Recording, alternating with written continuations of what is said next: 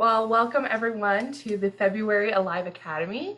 We are so pleased that you could join us today for a webinar focusing on finding your spotlight with the wonderful Karina Sadler presenting. Alive is very pleased to host this session. It will be a 90-minute session. If you can stay for the whole time and you're a member, or if you can't stay for the whole time and you're a member, you can log in onto the Alive website and catch the replay later. But we hope that you're able to stay for the duration and participate during the presentation. So for today's agenda, we just have a few housekeeping items to go over.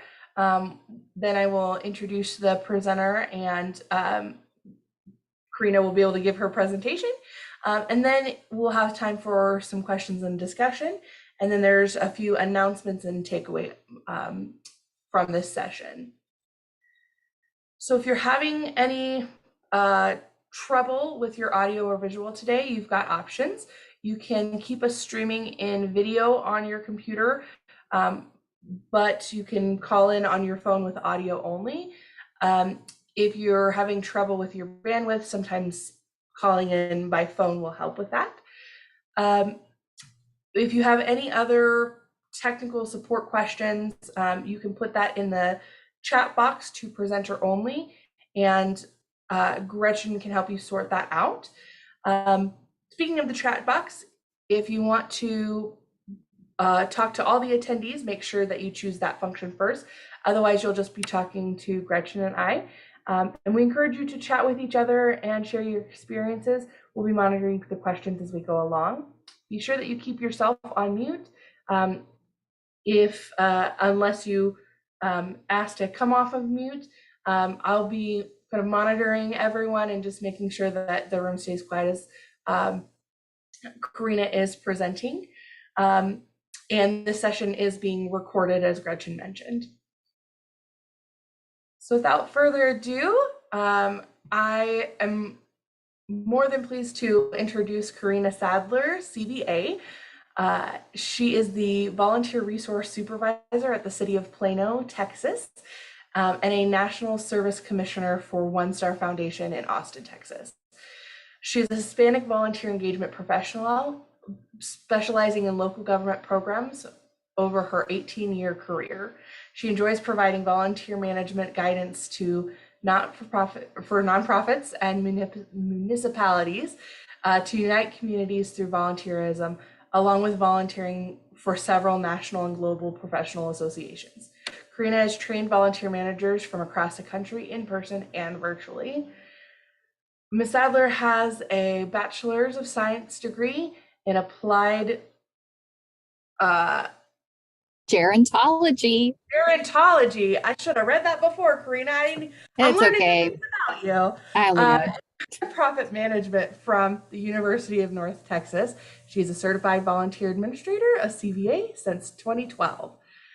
Karina is the most fabulous and wonderful person. I have been very, very pleased to get to work with her in numerous ways throughout my career as well, and she is always an inspiration. If you do not follow Karina on social media, you are missing out, because she has fantastic resources that she provides out to our profession, and I am just so pleased to hear this presentation from her today, and so glad that you all could join us. So Karina, I will turn it over to you. Thank you so much for being here. I look forward to hearing everything you have to say. Awesome. Okay, let's get started. I'm going to take over screen sharing. Okay. Hello, I'm Karina Sadler. Thanks so much, Jordania and Gretchen, for the incredible introduction. I feel the same way about you two. So where is Plano, Texas? Plano is right outside of Dallas, so I'm zooming in live. And I love being in a room full of volunteer engagement professionals. It is an incredible honor to be able to train with you.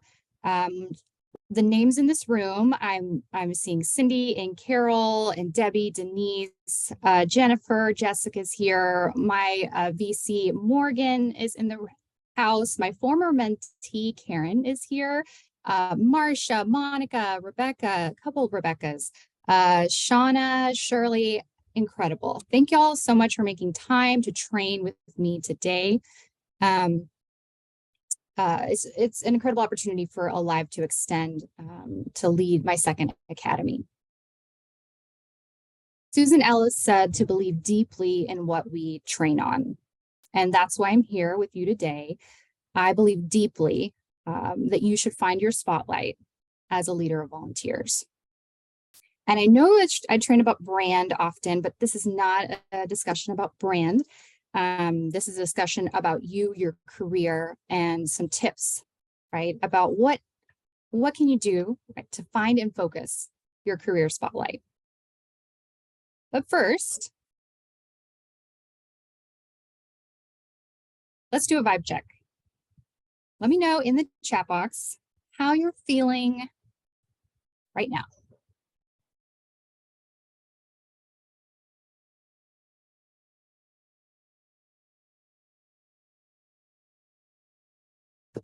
Awesome. I see a lot of 5s, some 7s, some 2s. I love those 2s. I'm going to stay a rabid 8. Okay, I'm super excited. I love Alive. I love the profession of volunteer engagement. As Jordania mentioned, if you follow me on social media, you are not surprised. See a couple 1s. Lisa Marie, I see that 1. Love it. A fellow 8 in the room. Awesome. Wendy, Danielle, thank you. Looking good. If you're a 7, I feel ya, right? It's tough. I feel like it's already Friday, but it is only Tuesday.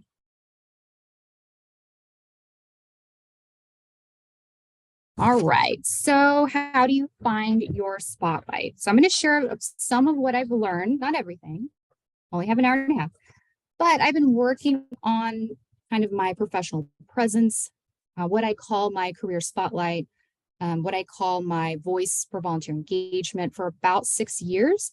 I used a couple of different tactics to be able to be in a position to where I could be in front of you today. But I think Alive is super welcoming. And if I had only been working on my presence for 6 months, I still have an opportunity, right? That's what I love about our profession.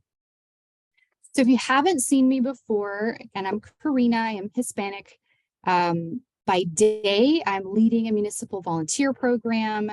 That means that I am interviewing, I'm screening, I'm coordinating and scheduling and communicating with and loving volunteers at my organization. I also have 2 staff, shout out to Morgan and Kristen, who work at our volunteer department. But in my off time, I started to create content of my own for really the sole purpose of elevating my profile as a volunteer engagement professional. And in doing that, I've tried to raise the profile of all of us, right? Of the field, of people that do this work, and to expand the spotlight to include many of you. So I do things like I write book reviews for the Better Impact blog. I share resources, things that have actually helped me in my career. I give a lot of shout outs. It doesn't all have to be on social media. That's not going to be a huge part of my presentation, but it is one of the places, right, where I talk about my voice for volunteer engagement. I was hired to create a 3-day volunteer management certificate program. So I have some classroom experience training leaders of volunteers.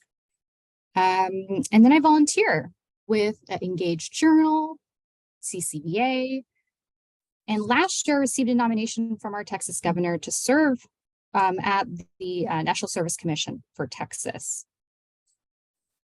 I've been so appreciative of my podcast interviewers that I've been able to visit with. Missing CVA on Meridian, Dana, and Nicole, forgot that part, but very important part of their story.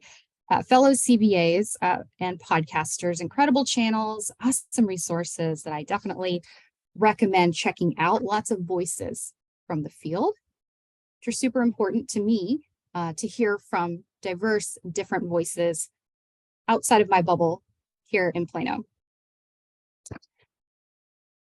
As my bio mentioned, like a lot of you, I am a joiner, right? I really like to sign up for things. I've attended so many Alive Academies. I rewatched the recordings in the archive.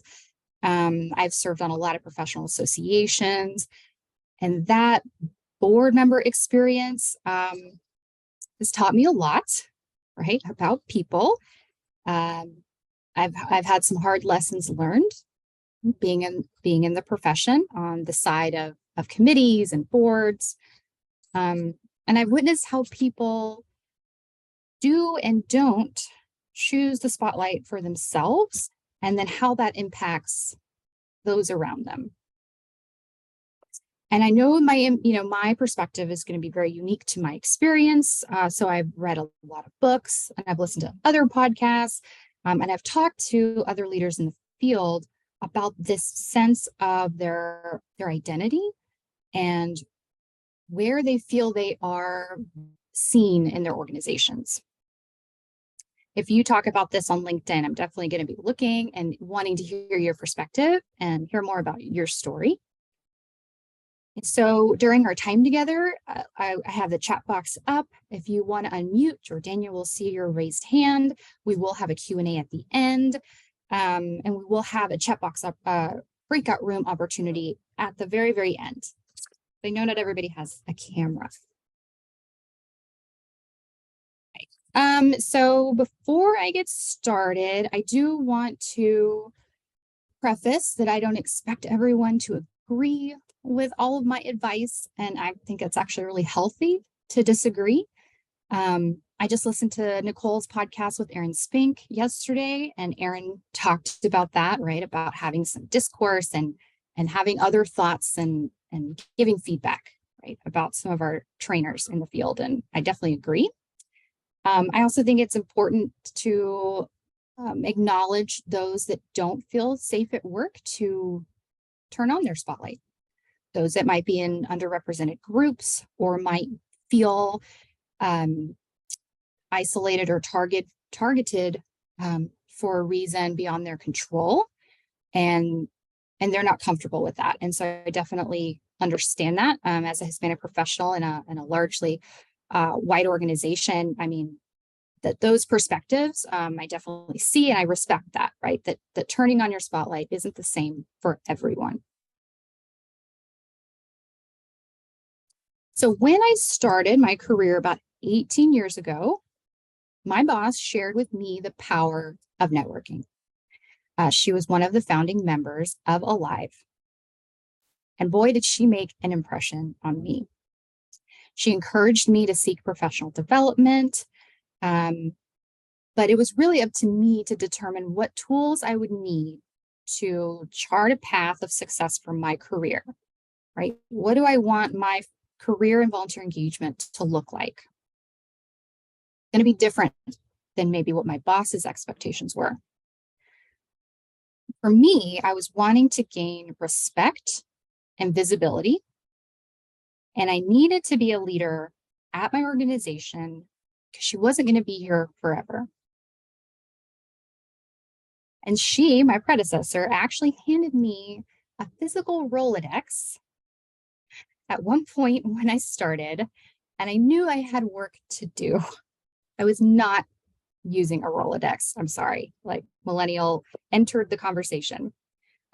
So I needed to find other tools that would help me have a voice at my organization for volunteerism and build my career.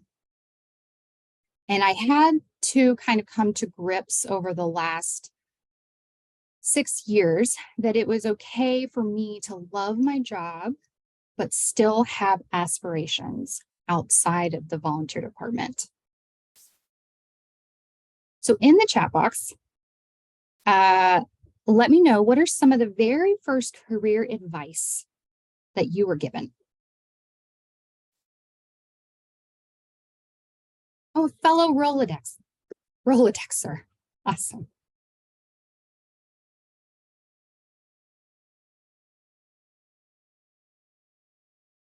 So while you're thinking and typing, as volunteer engagement pros, we have a very unique position within our organizations.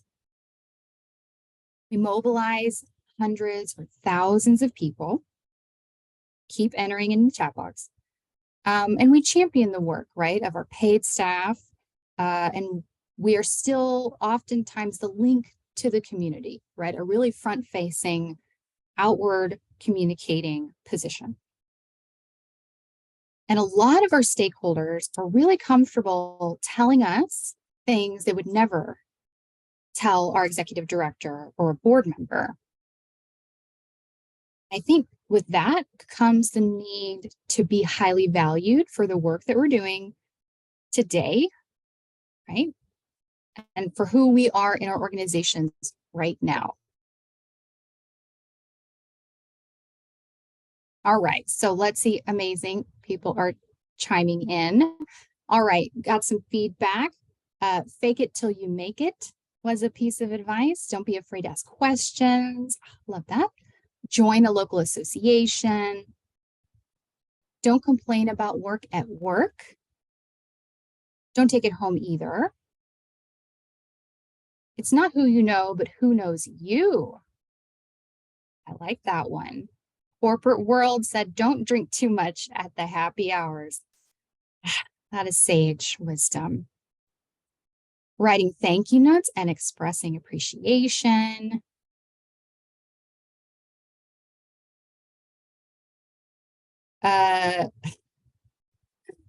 Okay, some of these are just making me laugh. I'm sorry. You can save the chat now or at the end, but there are some good ones in there.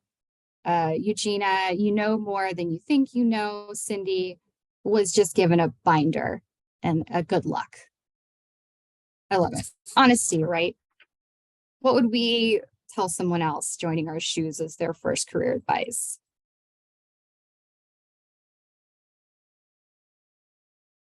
Okay, so why do some volunteer coordinators or managers feel alone and in the dark at their organization?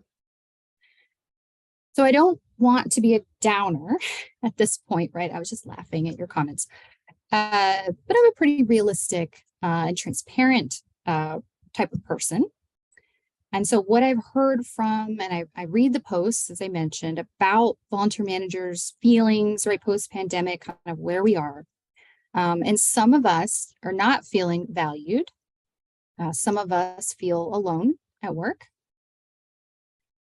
feel kind of stunted in our career growth or frustrated, right? With a lack of any kind of career ladder or just ongoing support from leadership. And if that isn't you, then I'm really glad, right? I hope a lot of our organizations have moved on, are lifting up our roles, and feel free to put advice and key points of what has been successful for you in your career story at your organization or in past organizations.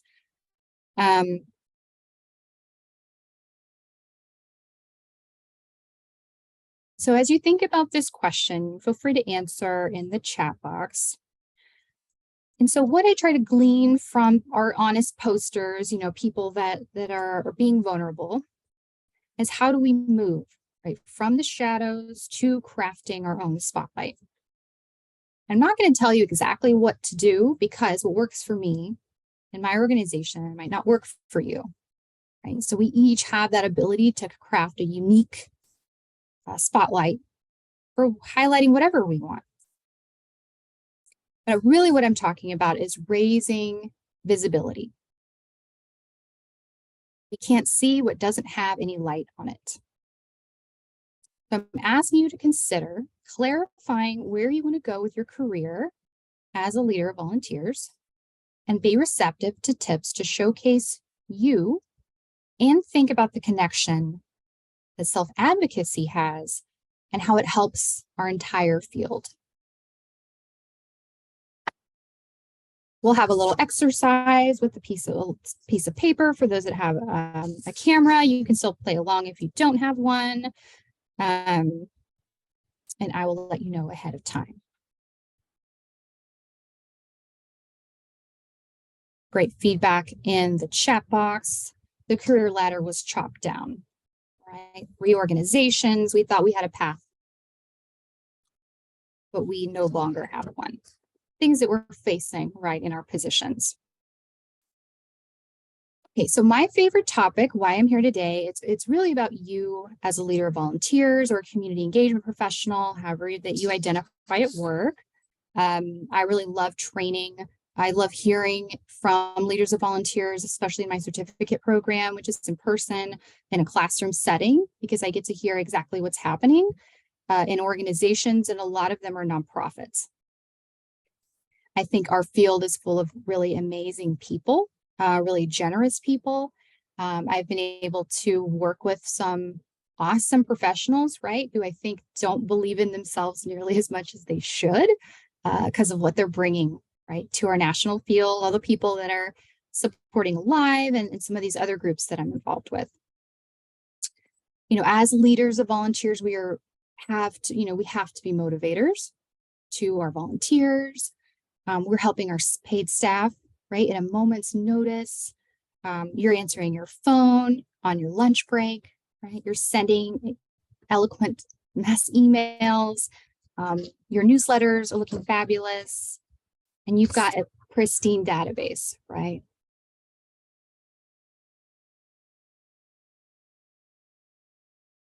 So you're awesome, and I think you're awesome.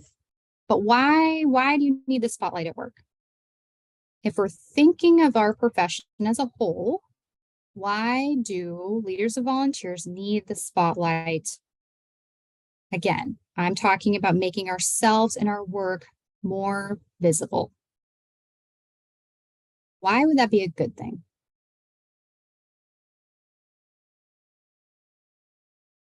And I don't think it's an extrovert introvert thing, because I've seen lots of introverts with some incredible spotlights and some amazing opportunities for them to engage and kind of showcase what they're doing. All right, I see some comments that it can help you get more resources and support. It's great education, right? Others to learn about our profession, or we're learning. It adds legitimacy to what we do in our profession. Again, that word showcasing, right? The value of our work. Seeing a lot of people in the organization don't understand the work involved in our roles. A lot of yes ands, right? Is Dana Litwin here? I see some yes ands. We can also advocate for the volunteers themselves, right? Through placing spotlight on our position. We're up against busy staff, right? This is our job, isn't theirs. So how do we get in front of them? How do we make them care? Awesome.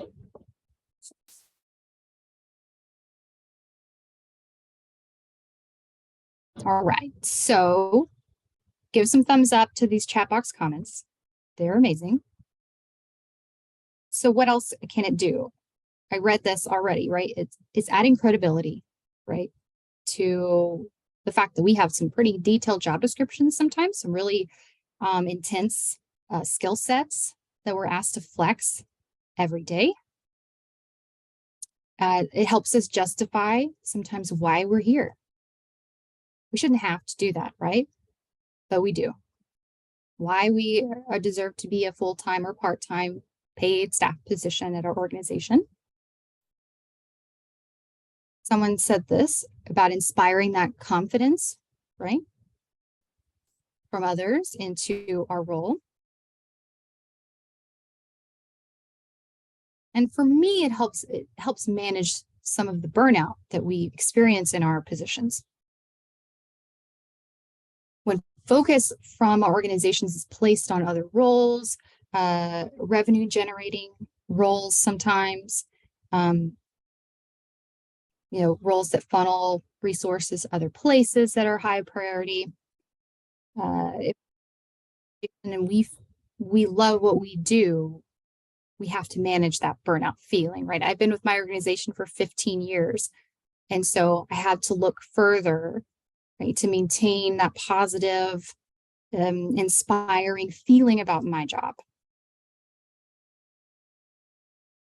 If we're being treated well, right? And we are wanting to stay. If we're missing something, I think raising that visibility can often bring more value and bring more resources.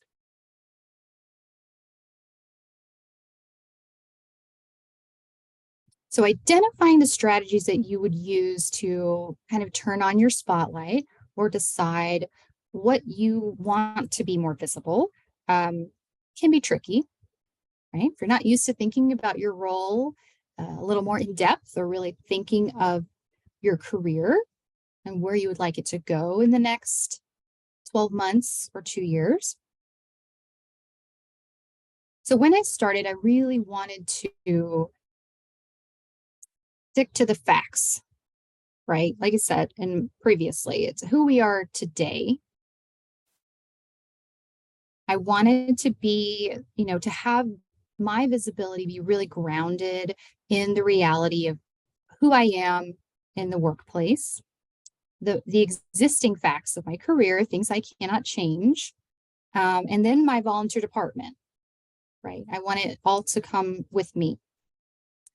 And so if you're looking at my social media, as Jordania mentioned, it is 100% reality.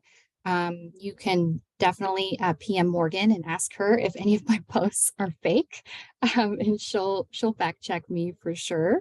But how do I do that, right? How do I make sure that my spotlight is factual and that raising my visibility is going to be a natural feeling for me and not feel fake?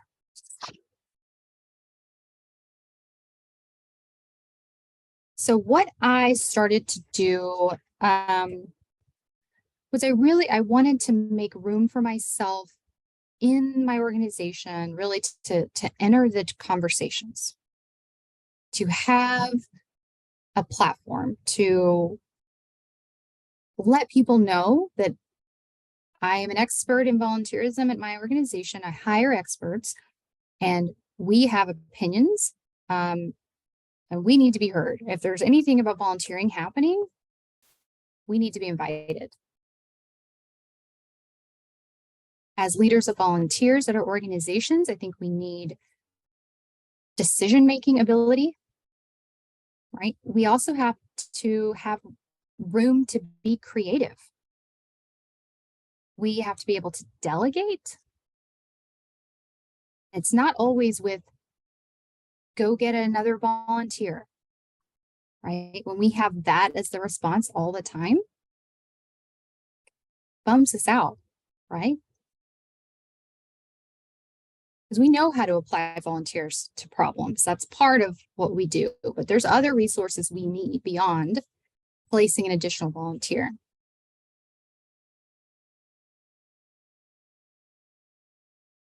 And at some point, we have to stop justifying our job and our role.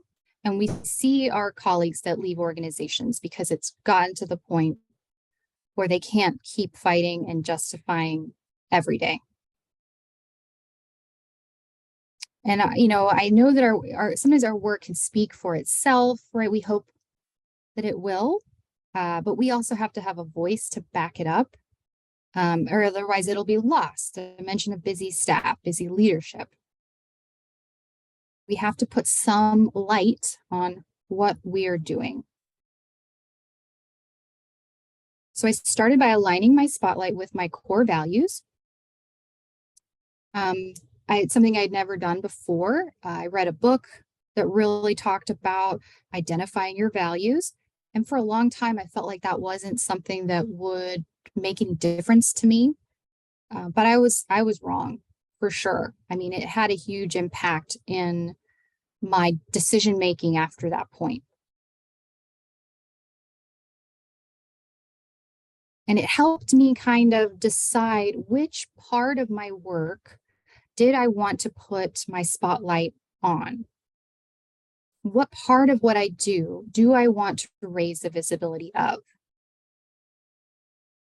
If I wanted to build that respect and credibility, I needed a really authentic foundation of who I am in the workplace, things that are immovable, having a bad day or not, like that is me as a professional. And what I found was that being guided by my core values really confirmed that I was making the right choices in advocating for my work, because it became authentic. It became part of my voice. So here's a couple. I mean, if you at some point Google, core values, I mean, there's so many, many options. This is just a sample.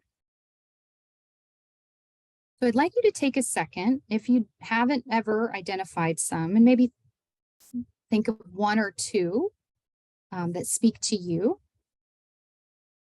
And sometimes we see conflict, right? When our organizations have values and some of our staff have core values that are so opposing to us, we wonder why we're having such a difficult time in work relationships or serving at an organization.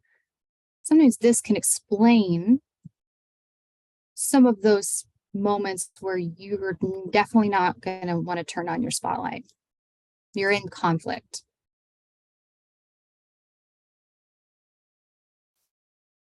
I like to put yours in the chat box as we go along this slide. Feel free.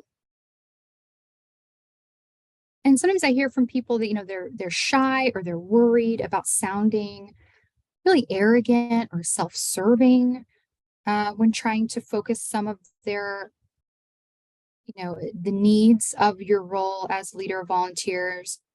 And I've faced that as well. And if I get worried that I'm going too far with whatever I'm doing, or that I'm like being too much Karina, I look at my values. I have them written down, and I took a picture on my phone. And then I double check in those moments of uncertainty that where my spotlight is being focused is directly connected to my core values and thus to who I am. So I really think using your core values to guide you in deciding if you want to be more visible at work gets rid of that kind of icky feeling about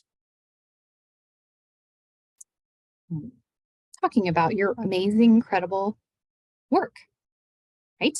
If you need, I will support you all day. I think you should talk about your role. I think you should find your spotlight and use your core values, right? Otherwise, I wouldn't have created this presentation. I believe in that for sure. And I think some of us just need some extra support to identify words, right? To bring us along on this journey, because when we go by just our feelings, it's really hard to match it up, right, to decisions that we're making. All right, some great core values. Again, there's so many not on this screen, like happiness. I'm seeing authenticity, compassion, adventure, learning, citizenship, community, authenticity, trustworthy, growth, curiosity, right? These are really specific words, right? Because you're a super unique professional. And even though we're all doing the same role of at least engaging volunteers with community, we're all really different from one another. And so I hope at the end, you'll see there's room for you. There's room for your story, for your spotlight, and for you to show more of your career at your organization. Some of mine, honesty, like I said, you can fact check me. Humor, I used to make memes, super fun. Fairness and influence. Others, I see creativity and respect. So the more that we get comfortable, I think, with understanding that our values can guide some of our decision making and make us feel that we're making the right choice, it's just been super helpful for me. So I wanted to share that. Oh, that's where we are. All right, so you guys have been already putting your core values in the chat box. And so just thinking of those as you go through this week, thinking about more, right? And the book that I read that I need to link in the chat box I see, I was asked to pick 10. It is a lot, right? So it's a lot, but we're a lot sometimes, and that's okay. So you're thinking of how you would relate your values to making your work more visible.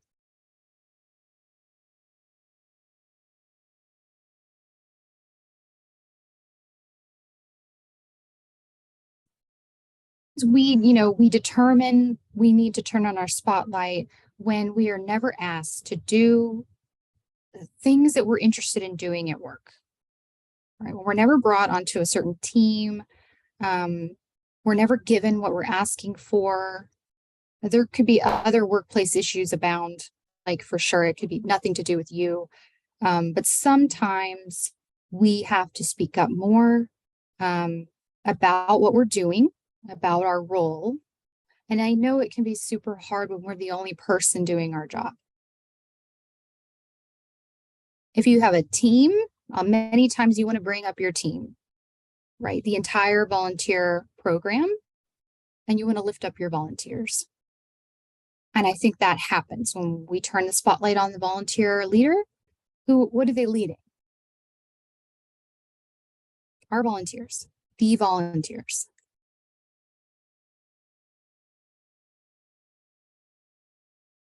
And I love this quote. This was from Grit by Angela Duckworth that I read recently about, enhancing your work connection, right, to your core values, increasing your visibility. And I found that a lot of people at work repeat what they hear. How are we talking about our role? How are we talking about our work? How are we talking about volunteers? I told you that I'm really transparent. I'm honest. I tell that to my organization. If there's a question, it can often spread. Well, Karina's pretty transparent. I'm pretty sure she would be honest in this report. Or, people tend to mirror what we say. So if I'm speaking down about my role, if I'm saying I'm just the volunteer coordinator, someone's going to turn around and say, "Oh, Karina, she's just the volunteer coordinator." And I've seen it happen. And so when we're picking our core values, we want to be true to who we are right now, not aspirational of, that we're going to be this or that in the future, but really grounded in where we are now. And also that people who would hear our core values, if we chose to confide in them, would probably agree, right? People that are close to us that would say, yeah, that's totally what you're about.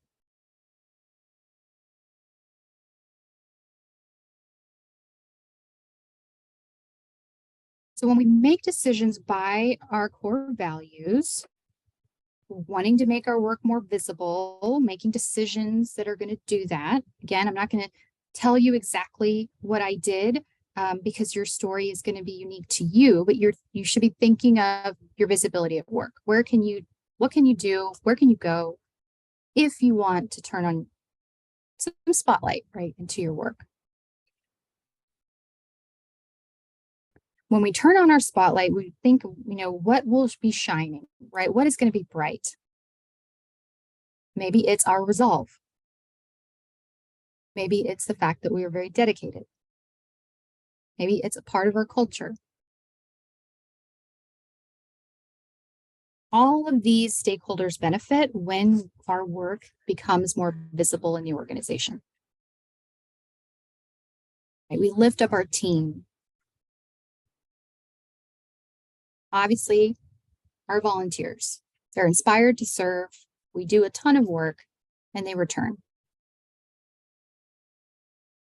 We support our leadership, our organization and our community, the entire field, bringing voices to alive. People who need to hear about our resources in our cause area. It helps sustain ourselves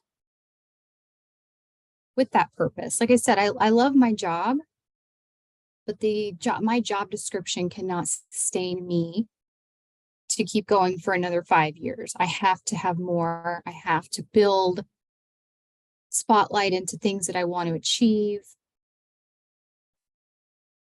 and make good decisions.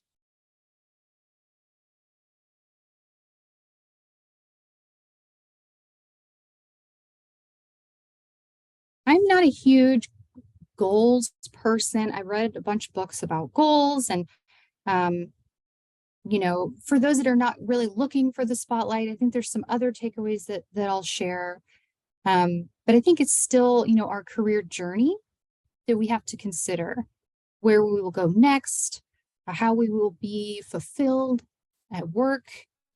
Are we in the best place, right? If volunteer engagement is our career, is there beyond? What is our next level? Or do we want to flourish and grow where we are?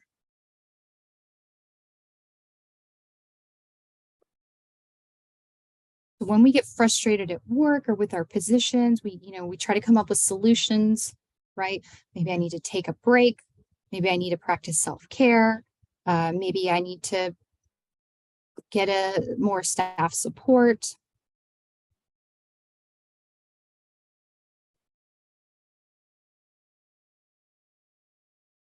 We have to make a decision if there are things that we want, right? If there are goals that we want to have. Turning on your spotlight and bringing more visibility to your role might help you achieve some of those things. You might have a zero professional development budget. Maybe you want a budget. You might want to become a CVA and have your organization buy your textbook and pay for your exam fee. And you get a discount, right, as an Alive member. Shout out to the CVAs in the chat box. Maybe you want to go back to school and get a degree. Maybe you want to train your staff on volunteer engagement and get in front of them. Morgan and I did a staff training this morning. Setting expectations with staff about engaging volunteers. Maybe you want that opportunity. Maybe you want people to call you and actually ask your opinion on something related to one of your skills. You want to have a podcast episode. Maybe you really want to dig deep and get your role elevated and really respected at your organization. Maybe it's new. They've never had a volunteer coordinator or manager before.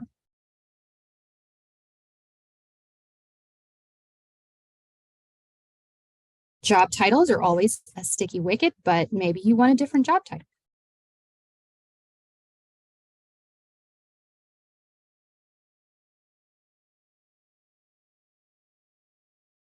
So if you want to put in the chat box, if you have a goal you're working on and we want us to encourage you, feel free.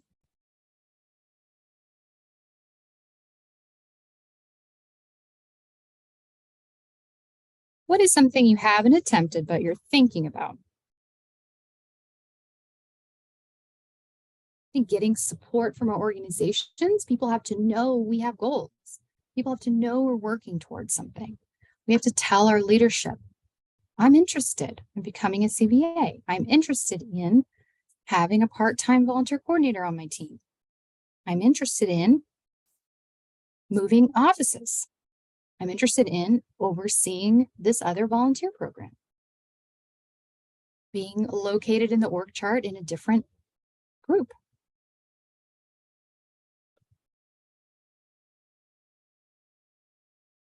There we go. Being put in a different part of the org chart.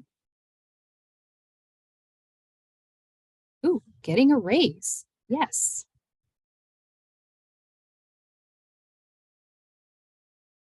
Expanding your programs, right? Maybe doing such an excellent job, you can actually flex more capacity, get more stuff done, engage more community, right? But where is that opportunity for you to voice that, right? That you've got it well going and you are ready, right, to expand.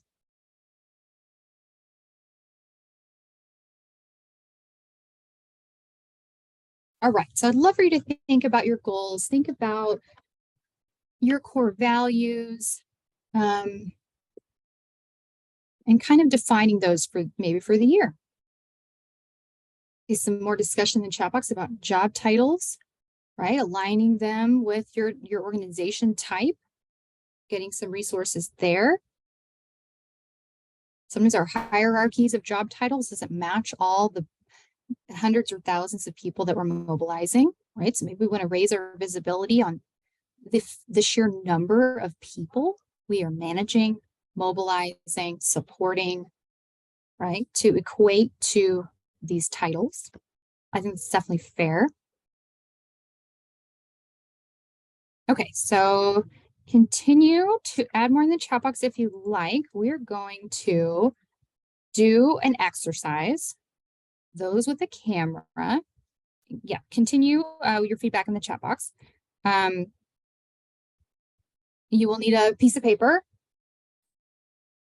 On one side, you're going to put a C for comfortable.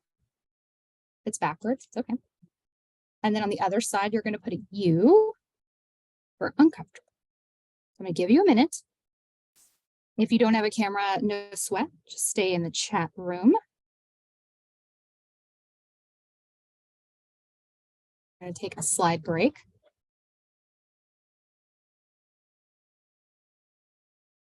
I'm spotlighted. Yeah, I'm spotlighted. Awesome. All right, a little break from the slides. Again, little piece of paper, C and U, comfortable, uncomfortable. And if you haven't guessed, I'm going to ask you a question. And if you're uncomfortable, you're going to put a U.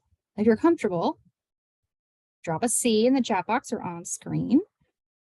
And I'm going to go to gallery view so that I can see my on-camera friends. Okay, I'm going to do a warm-up. You can definitely do thumbs up, thumbs down. Yes, however you want. Okay, so a test. How are you comfortable or uncomfortable? Easy one. Choosing where you and your friends go to dinner on a Saturday night.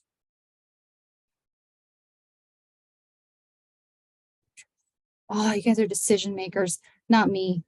No, I'm the worst at picking restaurants. Right, number 2, comfortable or uncomfortable, changing a flat tire.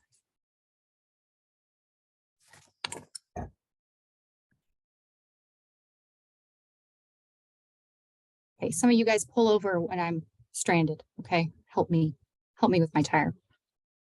All right, last easy one, telling someone they have food in their teeth.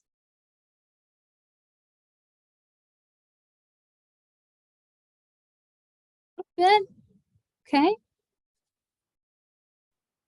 Okay, let's get into it. Dig a little deeper.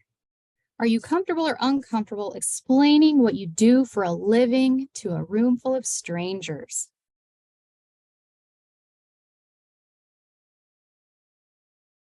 Awesome, right? If you're uncomfortable explaining what you do, get some practice, write it down. Practice at your Dovia, practice with Alive. About comfortable or uncomfortable nominating yourself for a professional award. Okay. Split decision here. Uncomfortable. Okay. See it. I know Angela and Carrie talked about awards in their session, which I did watch. Go back and check out that recording. What about applying for a leadership program?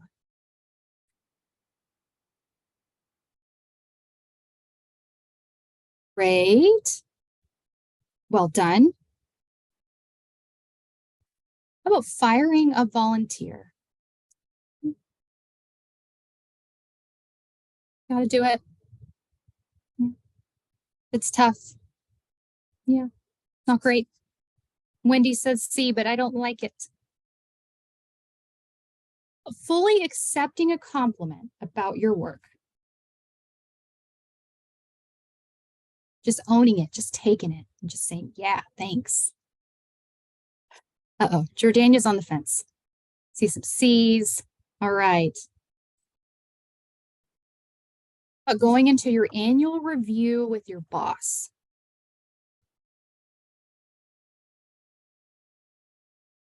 I love it. Mixed bag on that one. Sharing a success story about your volunteer program publicly. Right? Yes, this whole room is making it into the papers. Last one, applying to lead one of these Alive Academies. So, here they come. Gretchen, are you looking? We got some uncomfortable people here. It's really not that bad. It's really great. You can do it. Oh, I see some C's and some U's. All right. Okay. I want everybody to hold up their C, and then Morgan, I need you to take a screenshot.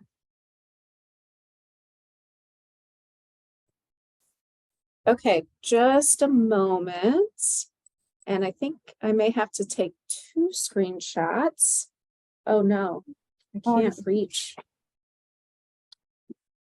Okay, just a second. Doing well on time. Rena didn't tell me in advance she was asking me to do this, so I'm not prepared with a place to copy them That's or okay. anything. That's okay. No problem. You Okay. said you would be comfortable in a meeting with your boss, so I took that as a Okay. okay. Let's go All back. right, Thank I got you all. everyone. Thank you all for playing Painless. Go back to presenting. Okay. I love doing comfortable, uncomfortable in certain rooms. I think it's fun team building with staff to kind of just throw out some scenarios, see where people are, bring up some good questions, right? To see where we are 50-50 on some of these. What are some of our pain points? And see some of us who are more uncomfortable with certain things, seeing the room light up with some fellow U's, it's tough. It is tough, but we are not alone, right? We're all facing our different struggles with our organizations. Some of us have a ton of experience, are going to accept compliments and sign up for awards and do all these things. And others need to see those people, right? Those of you that are changing your tires yourselves, like, oh, I'm inspired. I've got to get on the ball. And sometimes when we're raising our visibility, it really helps us to find that switch, right? That we want to turn it on, but we want it to be focused, right? We want it to be professional. What are the situations, right, at work where we're uncomfortable, we're raising our visibility, can get us more comfortable or bring more eyes, right, to some of our goals of things we want to achieve. And some of the people where we feel the most uncomfortable in their presence, sometimes they're feeling the same way, right? The imposter syndrome, people that make us worried, right? That make us feel like we have to justify our role all the time, make us insecure about being a volunteer engagement professional. They're dealing with their own things, right? And so they have similar feelings of discomfort, but maybe they're not putting the spotlight on it, so we have no idea.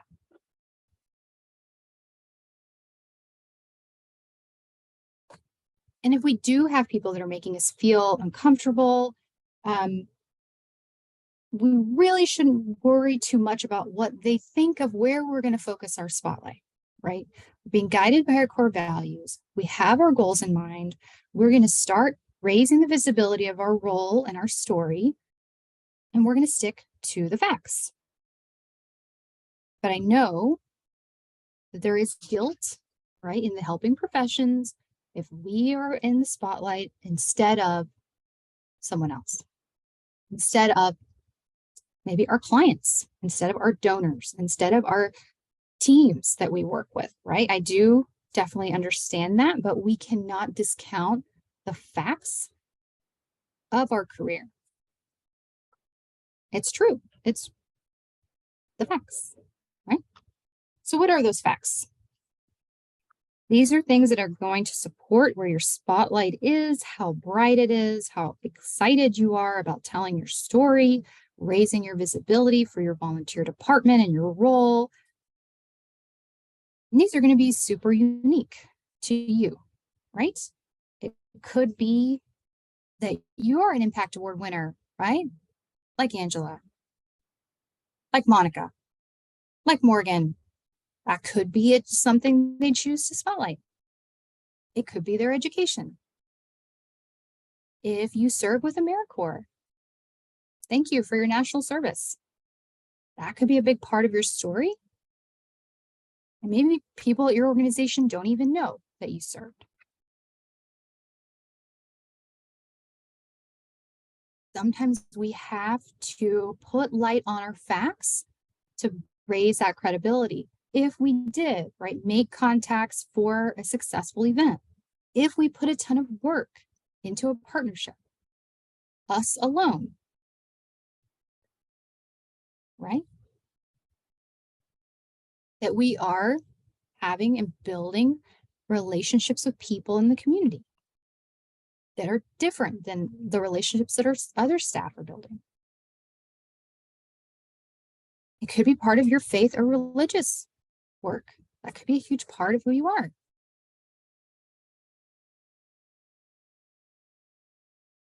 It could be your enthusiasm, right? That you really love what you do.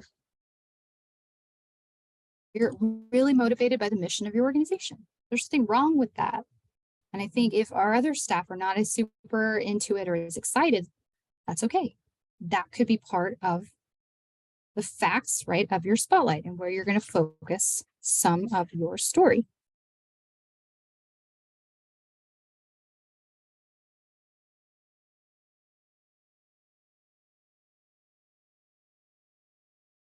So sometimes when I got into a place of leadership, when I started to focus my spotlight, I was thinking of what do people say about the volunteer department when I'm not in the room? Am I giving the vocabulary and the facts about what we're doing at the volunteer department out to my organization so that people can advocate for us when I'm not there? As the voice for volunteer engagement for my organization, I think, it was important for me to think about that scenario. If I'm putting light onto important pieces of what I do at my position, that spotlights our volunteers, right? Our partnerships, the whole thing. So I'm giving those situations the vocabulary and the facts to advocate for me when I'm not there. When we let others speak for us, sometimes they have the wrong information. We're afraid to correct people. If they said I have 100 volunteers and we have 7,000, and I say nothing. If they say the volunteer department is fairly new and we've been here 40 years, and I say nothing. It might be putting a spotlight on the facts. That might help me in some of my goals. And I think, we get sometimes, I think, confused in our organizations where we think everyone has to really get what we do as volunteer engagement professionals, to believe in us, and to understand all that we're doing. But I don't think that's true. I don't think they really have to get volunteer engagement to support our roles and to believe in our work. The more they know and more we educate, someone said previously, education, the better. But we can build an audience and have fans and things of our work without them really, knowing the CVA core values and competencies, right, as they talk to us about our role. Difficult to put some of the spotlight on your facts.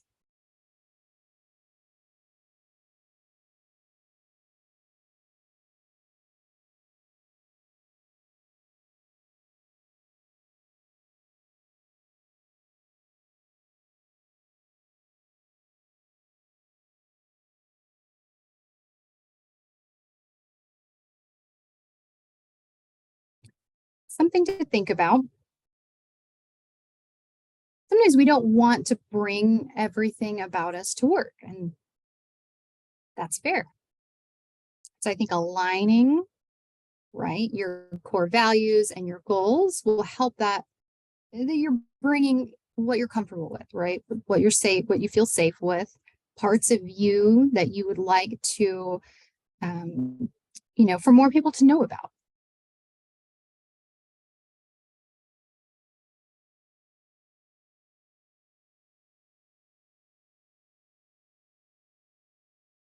And again, we have to give the vocabulary to people, right?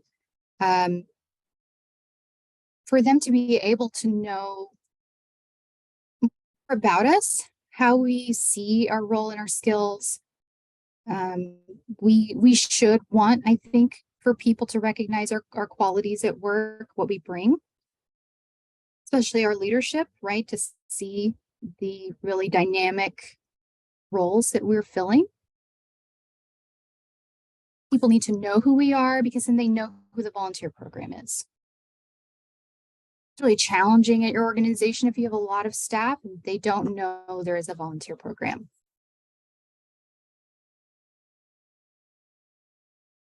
Sometimes we are the voice in the room when our volunteers are not there.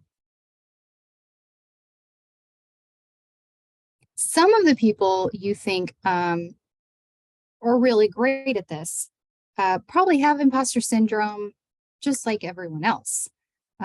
They practice turning on their spotlight and they practice what they're going to say, and they work on that self-advocacy for their role, but they still get stage fright, but they still push on.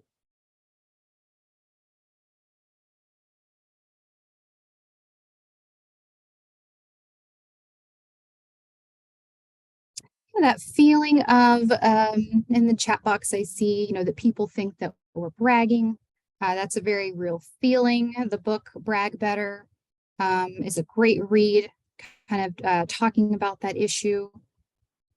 But if we're sticking to the facts of reality, right, we're not embellishing, we are putting spotlight on what's really happening.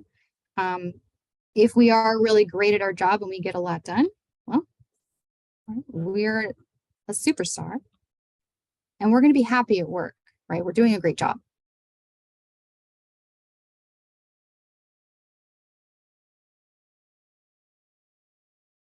So I love it when volunteer leaders, speak highly of their role, right? Correct people who are misinformed about what a volunteer engagement professional does.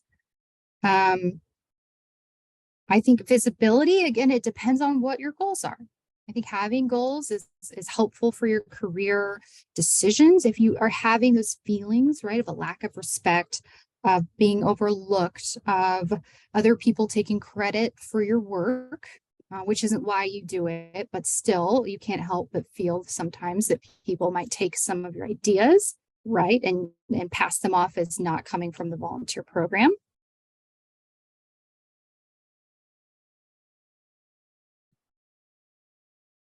So opportunities, right? Where can you bring visibility? I mentioned language, giving the vocabulary, the correct term.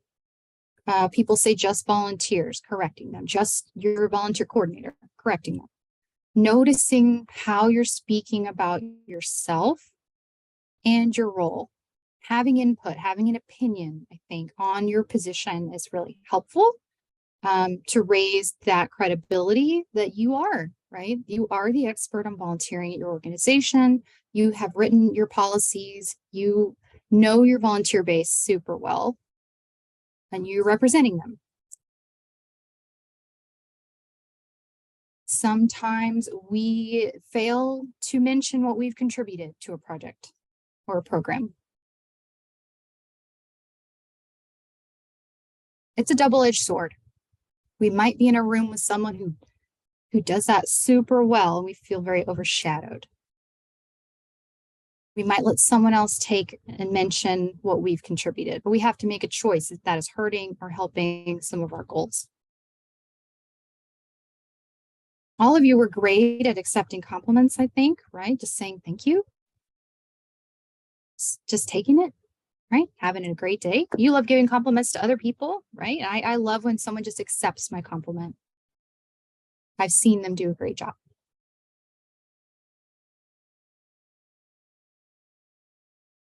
I think acknowledging your wins to leadership is important, or to your direct, whoever you're reporting to. Giving some voice to your successes.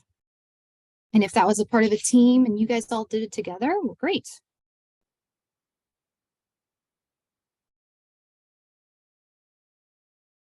There's some other tips here. I'm not going to read all of them.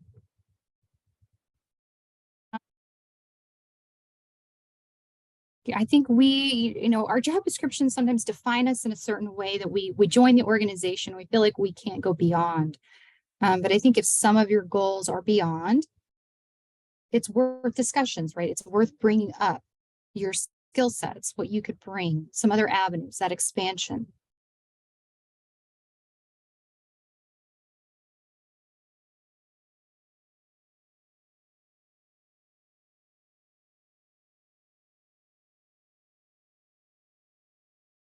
So where do you have opportunities, you think, that you're maybe not taking advantage of yet, or haven't really entered the conversation? To turn on some light, right? To bring some light to your role.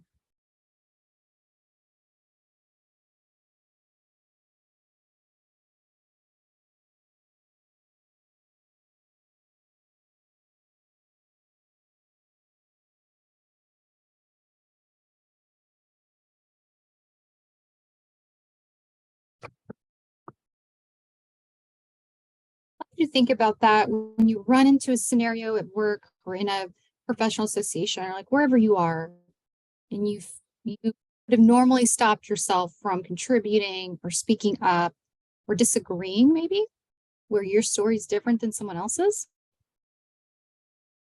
Recognize that, right? See what you can do the next time. Practicing telling people what you do, right? That's great. Practice, make it clear, go to your local association, talk to somebody. How do you introduce yourself? You do something like I do. What do you say when you introduce yourself? And they might say, oh, if I introduce myself with volunteer coordinator, people's eyes glaze over, right? And they tune me out. So I stopped doing that. I start saying that I coordinate a program at my organization, and maybe they choose to remove the word volunteer. Everyone's going to be different, right? And how they kind of manage some of these scenarios where they're talking about what they're doing, and find what works for you, and you read the room, right?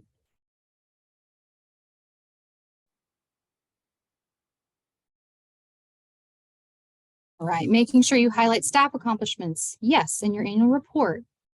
Great, along with your volunteers. Yeah, if you have so many staff that are really integral to the success of the volunteer program, giving them some spotlight, right? That raises up your position, that you are creating partnerships, and you're really connecting different stakeholders from internal and external, all of those things. Love that idea. When we introduce ourselves with a volunteer coordinator, people might assume we are an unpaid staff, that we are a volunteer. I know we all have so many stories, right? When that happens to us. I love when that happens when I have like a microphone in my hand, and I just got to keep smiling, right? Thinking of ways, how do I change that? How do I make people realize that we are paid staff positions? All right, so looking for opportunities that speak to your goals, right? Going for those opportunities. I love this quote from Nicole from her book, Game On. Inaction is the greatest enemy of dreams fulfilled. I think we get really comfortable sometimes in our positions, and it's easier to say like, oh, nobody respects me at work. Nobody asks me for help with things beyond my volunteer department. I have more skills to offer. we can go after opportunities, right?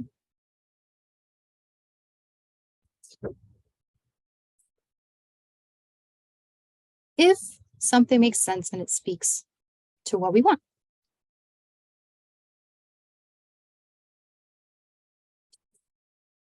I think if someone is asking to help you, if they see you're presenting and they're like, oh, you could practice in front of me, or they know you're on the job hunt and they'd love to look at your resume or review your LinkedIn profile. I think it's really great. Alive has such a great group of people that are very giving, as I said before, and willing, right, to help connect you to get new headshots or whatever your passion is. Write your letter for the CVA recommendation. I think accepting help is really beneficial, and it helps create that network of supporters, of people that are going to read your post or just give you a phone call and check in.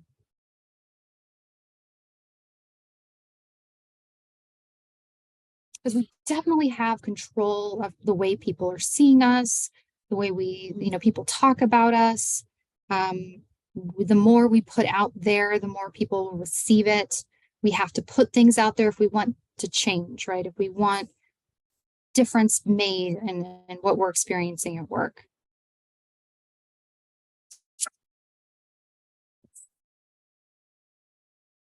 And we will face criticism. I think that's natural in any avenue where you're looking for some spotlight or you want to tout the work of the volunteer engagement professional in your organization. And maybe it's your volunteer coordinator and you want to raise that person up. Maybe it's your director or something else. I think advocating for anything that touches the volunteer program really lifts up all that we're trying to do and has a lot of deeper connections from one position to the other, from our volunteers to our community, that there's someone behind the curtain, someone doing incredible work, and someone that has goals and skills. So things that might dim our light, right, as we're maybe trying to head towards center stage or we're in the balcony and we're getting some spotlight. I think if we're afraid to say no to the wrong decision, it can cost us. We're being guided by our core values. We want to make good choices. Not taking the time to reconnect with our goals and our values. Things change, we change. Not setting boundaries. Kind of dim our lights. And just apologizing way too much for things that are out of our control. We have good intentions. It's not our fault all the time, and we can't take ownership for everything that happens in the volunteer program. We have to be sometimes really truthful, right, about what happens. So some other tips. I think we have new volunteer professionals that are entering our field. And if they're a department of one, they're looking to our national field for examples of what greatness is in our profession. And so I think the more that we are showcasing what we do as we become seasoned in our roles and really flex our experience, that's how we can impact the next generation of leaders that we're going to take our positions, right? We want to inspire people to come in after us. I encourage you to appreciate the good feedback, use it to build your momentum, use it to feel good about your role. Again, giving that vocabulary, talking about what you do in the highest regard and correcting people if they are misrepresenting you, your work, the volunteer program, initiatives. Words matter. People repeat what they hear. We need to set the record straight as often as possible.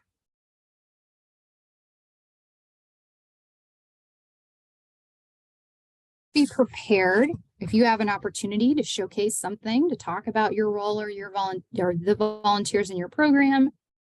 Be ready.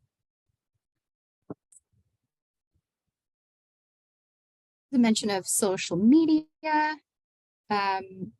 You know, I love LinkedIn. I brought it up a few times. I follow a lot of those that attended today on LinkedIn. I think it's a great place to build community. It's a great living portfolio. It's where you can have an opinion of your own. It's not owned by your organization. You can be unique and authentic, talking about your work. You can disagree. And I've had great success, I think, in just being honest on social media and providing and giving, right? Being of value to others. That's not required. In person, without social, you can still have a voice. You can raise your credibility and decide what part of your career would you like to put some spotlight on.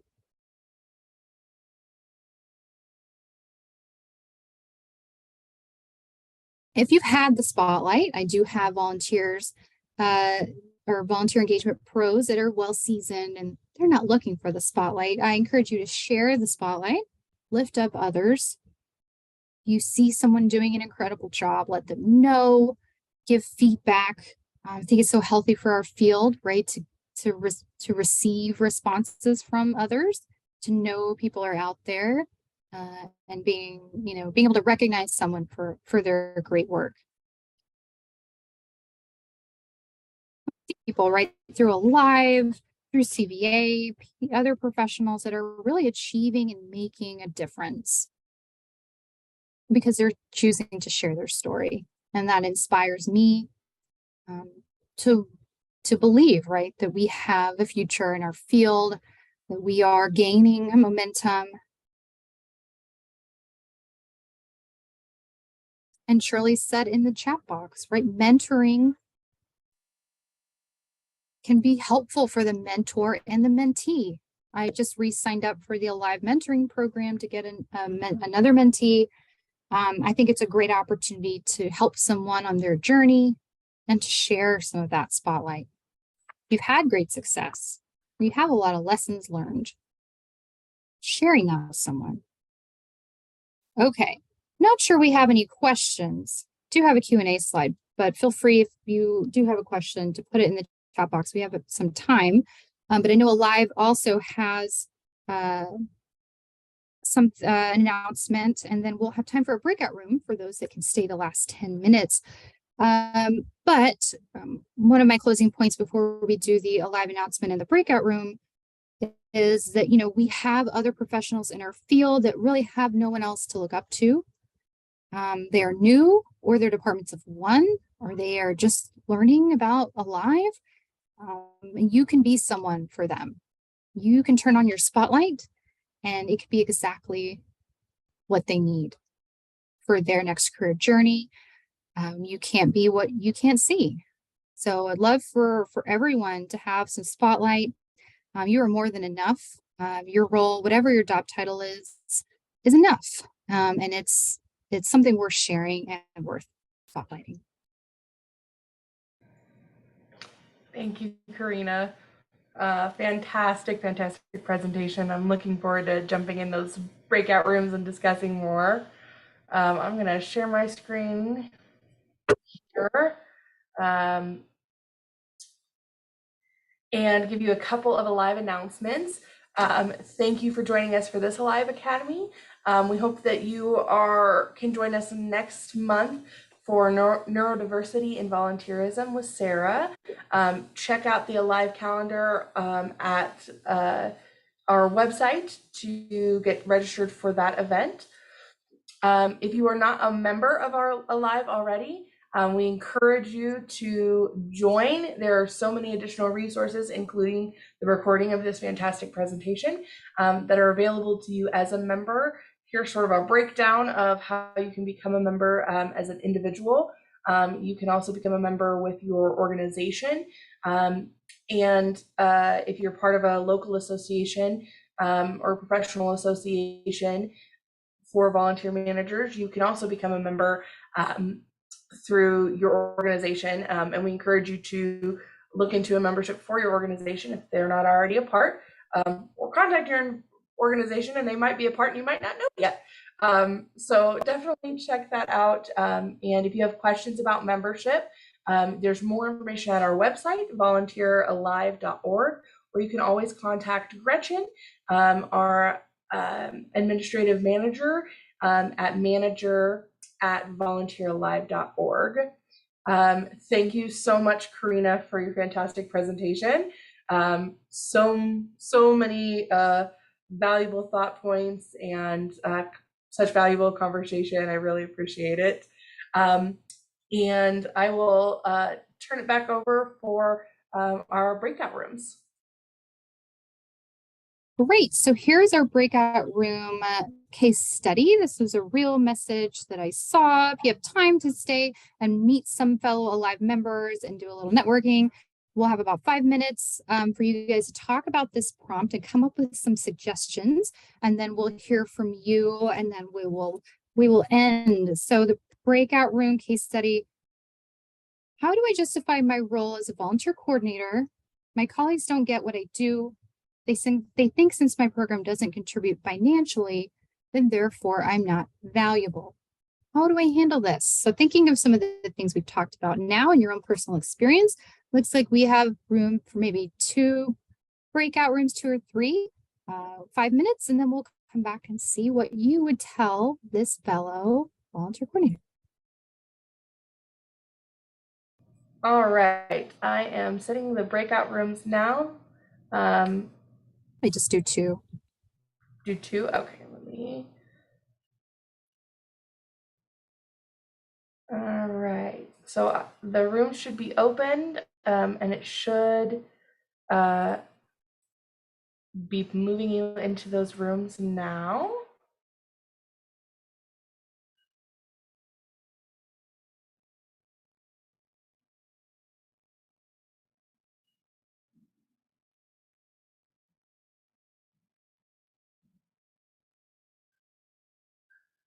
You're still in the main room. You should see a prompt to join one of the rooms. If you don't see that, put a note in the chat. We can help you get over there.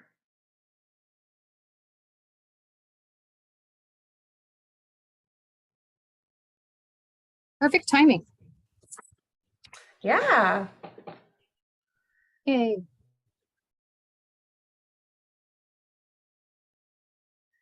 All right. I know we have speaker boot camp going on right now, so that we lost a couple, but that's okay. That's okay. Worthy. Okay, so room 1, who was that one? Morgan's group, I think. What did you guys discuss? What was the feedback for this fellow volunteer coordinator? Oh my gosh, sorry, I had a brain blip. Y'all can jump in whenever, but Carol mentioned that she had a situation previously where they didn't see her value, her role. And so she wound up doing a presentation to everyone on staff about what she was actually doing. So kind of like a behind the curtains, this is how like the sausage is made, volunteer thing. And then I brought up about tying volunteerism and the work you do to like the bigger picture, and how in city government, almost every city government has something in their goals, missions about building relationships, building community ties. And so whatever you're doing as a volunteer coordinator or as a volunteer is meeting that big purpose. And so anything you can do to tie it to something bigger when you're talking about it, because if that's the city's core value, then as long as you incorporate that language, you're always reinforcing how it fits. Or, you know, with nonprofits, if they're like for volunteers, some of their volunteers are also monetary donors. So not even talking about like hourly benefits for volunteers. It's like $26 per hour, whatever. How many volunteers go on to become donors? How many donors go on to become volunteers? What's the data of how that like impacts their enjoyment, their interaction with the organization. Great group discussion. Who was group 2? Or anybody wants to unmute?